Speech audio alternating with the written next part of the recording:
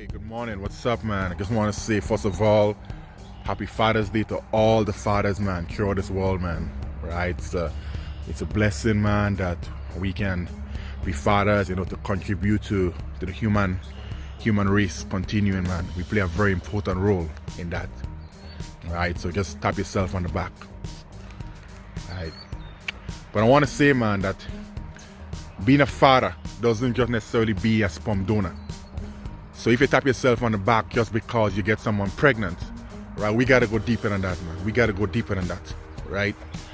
For me growing up, I never really had my biological dad in my life, right? But I'm grateful that a lot of men rise up to become fathers in my life. You see, for me, I want to just share some stories, man, of different pivotal moments in my life.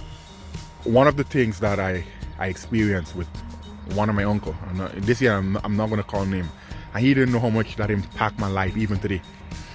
I remember one day my uncle came home, his head was bust. The guy ended up hitting him with a bottle in his head. And when I saw that, I want to pick my machete up, go deal with this guy. Right? We talking real talk here, right? And my uncle said to me, no. We don't deal with things that way. And people, even today, right now, I realize that forgiveness is one of the biggest things a father could pass on to someone. And for my uncle to tell me, come home bleeding, and he said, look, man, there's no point. It happened already. My head already bust. Why will I go and commit more problems? It doesn't make sense. My uncle wasn't a guy who go to church. My uncle wasn't somebody who in the church, probably never set foot in the church. But I have this experience with my uncle where he said, it doesn't make sense. The violence doesn't make sense. To me, that really, really changed my whole view. And that's why today, man, forgiveness to me is one of the biggest things that I could ever practice today. And there was also a guy growing up, a father figure for me in the workplace. And this guy taught me something. Give me a story. I'll never forget that. He said to me that the one time he ended up spanking his kids, his son. And he realized that he was wrong, and he ended up weeping and crying. People, when I heard that, even way before I become a dad, that taught me something, man. It taught me to accept when you're wrong as a man.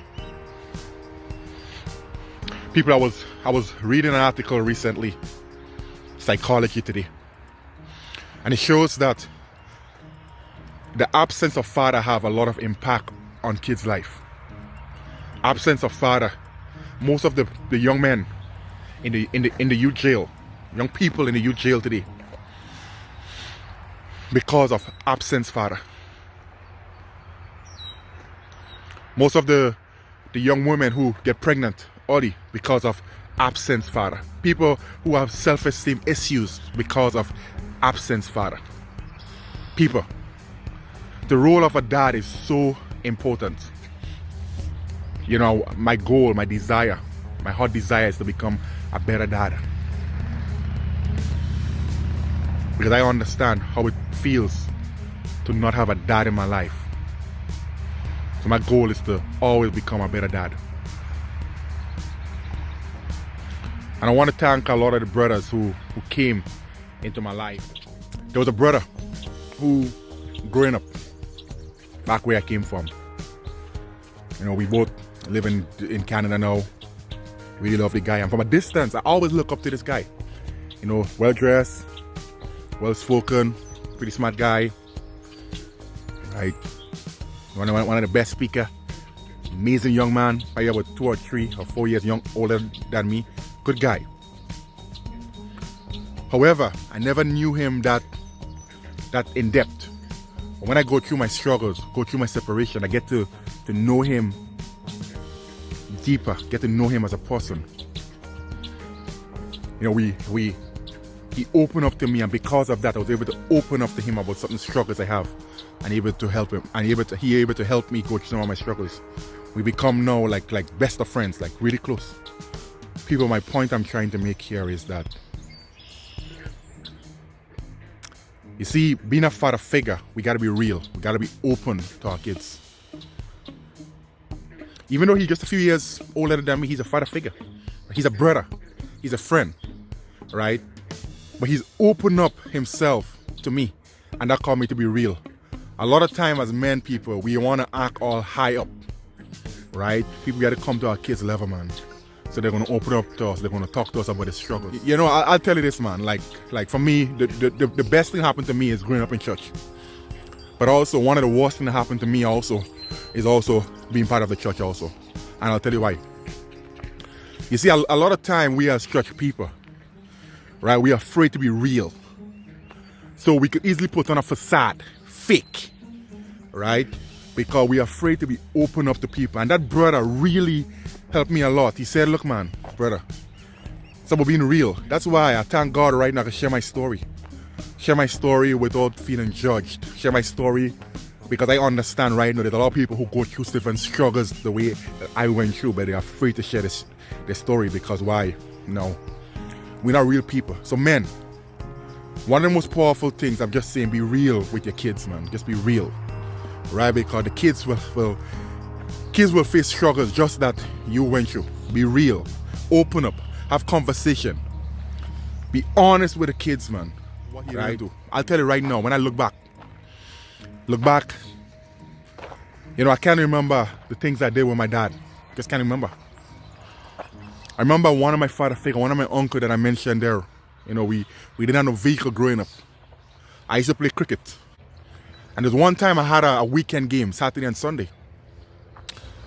And my uncle, I think I was about 18, 19 or something around there.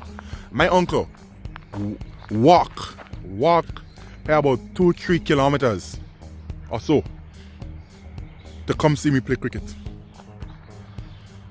People, I was moved. Even today I remember this. I was moved by it. Because I was going with a team bus. My uncle literally walked to come see me. This moment for me, I will never forget that moment because my uncle made a sacrifice to come see me play. Man, I'm telling you, please, create moments with the kids.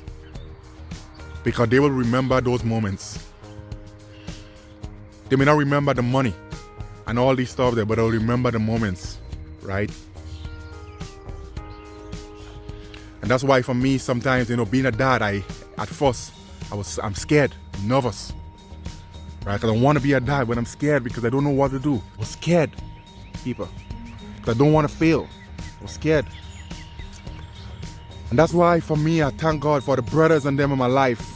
No, right? The men who come into my life that I could sit and talk to and be real with, who really helped me along, you know, being a dad.